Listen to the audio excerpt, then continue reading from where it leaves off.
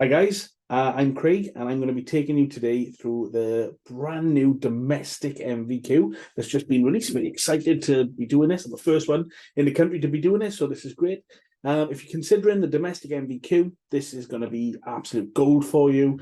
And after watching this, if you want to get in touch with me, drop me a messenger or the address is electrical NVQ, the number 4U, as in you, at gmail.com. That'll be in the comments, all right? But tonight I'm just going to take you through this, guys. I'm going to take you through the units and the criteria just so you can see what's involved and see if this NVQ is right for you, okay? So bear with me while I just get set up and we shall go for it. Okay, here we are, the domestic NVQ. Here it is. Excited, muchly to be a part of this, okay? So what do you need to enroll? Level 2 diploma. I think the 239152, if you've got that as well, you'll be able to enroll, okay? But it's the level 2 diploma minimum, I think, for this one. 3 years experience, not including any training you've had. It's got to be 3 years experience, not including any time you've spent in college, okay? And the age is 19 plus. That's the minimum age, but they wouldn't expect anyone really under the age of 21. So what do we do first then, which is called the skill scan? So the form you will receive is the skill scan form. This gives your assessment team a great idea of where you are in terms of your skill and knowledge. It's a test of your technical knowledge and skills, all right? Please, before we go on, I'm going to be very clear on this. An NVQ isn't a teaching course. An NVQ is you saying you've got the skills, knowledge, and experience to be a domestic NVQ electrician. You're going to get assessed as such, and then we will decide if we agree or disagree with that statement, whether you need to go back and do some further learning if you don't quite become successful, whether we completely disagree and we think you're just trying to blag it, we'll find that out very quickly. Or if we think, yeah, we agree you've got the skills, knowledge, and experience, therefore we're going to put you on the NVQ, you're going to get through the NVQ, and that's going to be good for you, okay? So the skill scan does need to be completed before you're registered and before you are inducted. So the skill scan interview is the first thing. It's a recorded, documented interview, okay? So let's get straight into it then. What's involved in the units then? So Unit 001, health and safety. I mean, a health and safety unit is an NVQ. In an NVQ is pretty much what it is, right? We got risk assessments, method statements. Now, I know and you know that there's 5 people in a company or less, you don't need a risk assessment. However, this is an NVQ. They're going to want to know that you can use a risk assessment. So produce one. You know, it's got 5 steps to it. Just go onto the HSE website, get a template, make one for yourself if you don't use them. Method statements, you know, you're going to need to know the difference between risk assessments and method statements and any safe systems of work or permits of work that you use. Evidence of you working with your risk assessment, right? So for example, if you're drilling, you know, some goggles on, for example, okay? Unsafe conditions, so you're going to identify some hazards and some high-risk hazards, provide evidence of that. Handling tool safe, you know, tool checks, pat testing things, material safety, like COSH materials, paints, gases, glues. Have a little bit of a knowledge of what COSH is for. The correct PP for the jobs. You don't have to have like 5-point PP and be bulletproof, as long as your risk assessment, okay, as long as your risk assessment states your PP. But guys, work boots at the minimum. Any evidence with trainers from any provider on any NVQ will not be accepted, right? CDM regs 2015 state work boots minimum. Any site, domestic or commercial, when there's construction work going on of any kind, becomes a work site. So work boots minimum, or it's going to get booted, all right? Storage of tools, you know, that's just while you're working. You know, how do you store your tools? You don't have them all over the floor, you have them in the corner. Manufacturer's instructions, provide some of that, just to show you understand it. And site warning signs. Site warning signs is quite a good one. Like, generally going to be in a domestic environment, but they do want you to know what the different signs mean. I say blue with a white background, mandatory, for example, right? What else we got? Barriers. So how do you prevent unauthorized people entering your workspace? How do you stop the customer, you know, sort of wandering in and messing things about? Access equipment, 2 from the following. So we've got 4 access equipments to choose from, and you've got to produce 2. So we've got ladders, Newport Tower, step ladder, or hop up. To be honest, guys, most of you step ladder, hop up, and then job done, right? And then to finish off, Environment Act. So we got to choose one to discuss twice or choose two to discuss once. So that basically means if we're having a discussion, we've got to cover this twice, but we could cover, for example, the Environmental Protection Act twice, and that would be done. Or we could have one chat and talk about Environmental Protection Act and the control of noise at work regulations. But these are all the ones to choose from. And you can cover one item twice or two items once. don't ask me why they've done it like that way, but they have, all right? And that's it. That's 001 finished. That's all health and safety done. Nice and easy, right? And depending on your training provider will be dependent on evidence. We prefer pictures and direct observation. We don't really accept write-ups anymore because of chatbots and things like that.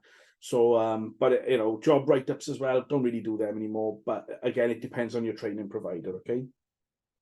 Plan and oversee then the working environment. So this involves things like job plans and discussions, drawings, designs, floor plans.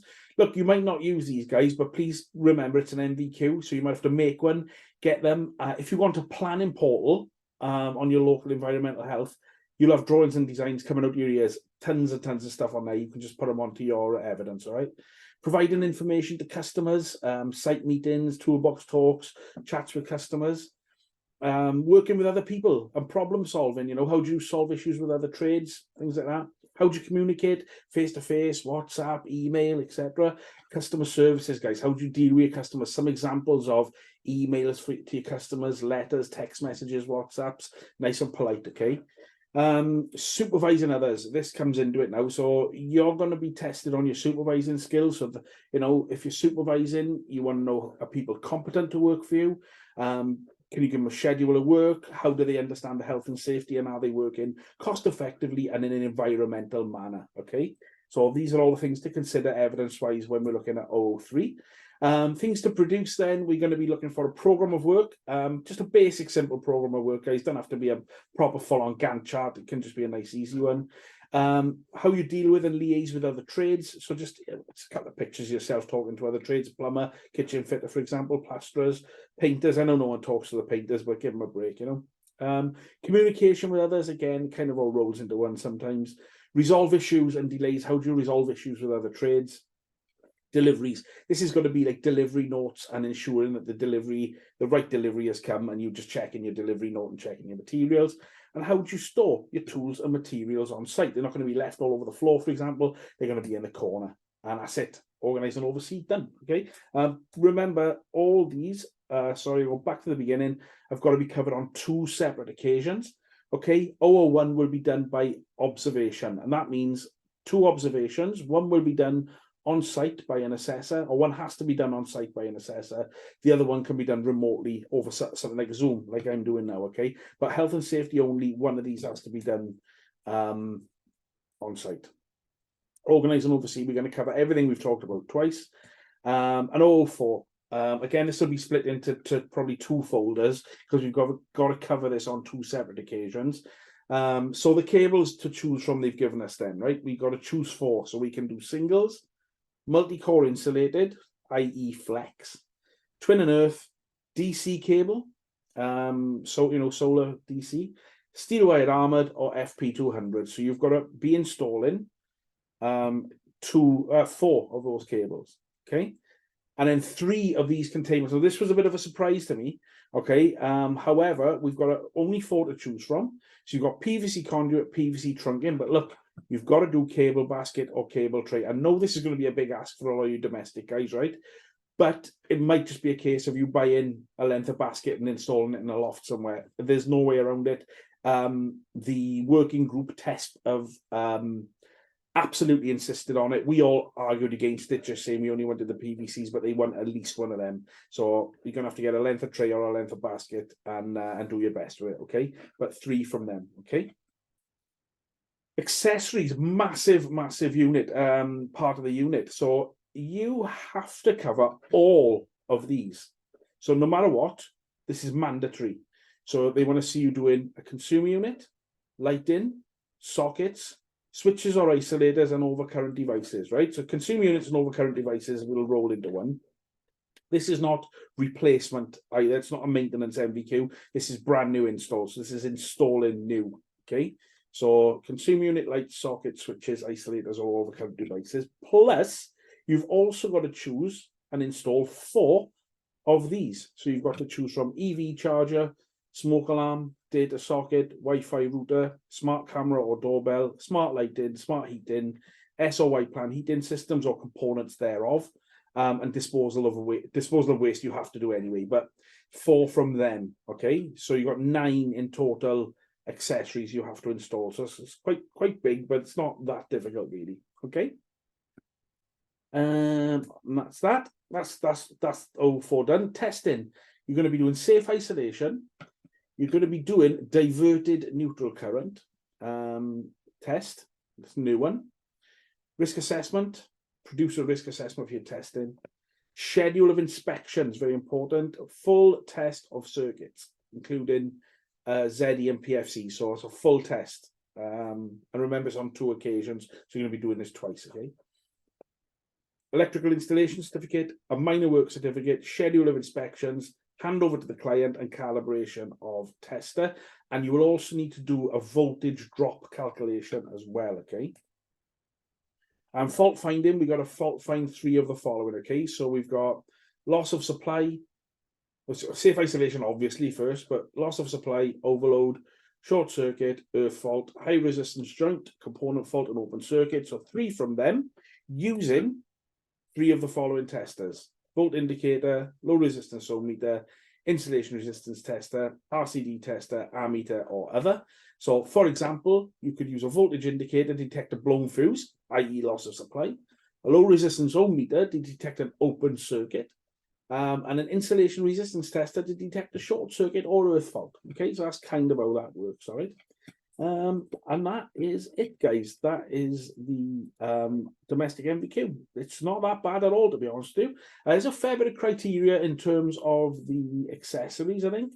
Bit of a surprise with the tray or basket in there. That's just something we're all going to have to swallow, I'm afraid. However, that is my introduction to it. Obviously, more information will be given to you from your training provider.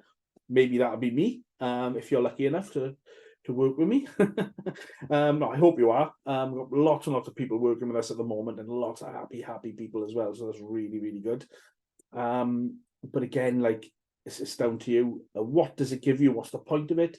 There is a domestic gold card coming, and there's also, this will get you onto a scheme, NAPIT or NIC scheme, for your domestic installer status. Okay, there will also be, I'm not supposed to tell you, but I think it's pretty much sewn up now. There will also be later on a bridging units you can do to further your career, whereby you can do a little bit extra after you've finished, and you can upgrade your qualification to the full scope NVQ if you desire to. Also, you have to do this qualification before you do your AM2. So you finish this qualification, get your AM2, and to finish this qualification, you will need to do your AM2, and you will need to do your you will need to do your 2391 and your 18th edition. Then finish the qualification, do your AM2, and you have 24 months from start to finish to do the NVQ, and then you've got I think it's up to 5 years after the NVQ is finished to do your AM2, but you must get your 2391 and your level 3 inspection and testing, I should say. Level 3 inspection and testing, EAL, 2391 City and Guilds, an 18th edition before you finish the course. Very, very important. Okay, so I hope that's been helpful. Thank you very much, and I hope to be speaking to a lot of you soon and getting you through this NVQ. Assessment-wise, I think it's going to be really good fun. All right, so cheers, guys.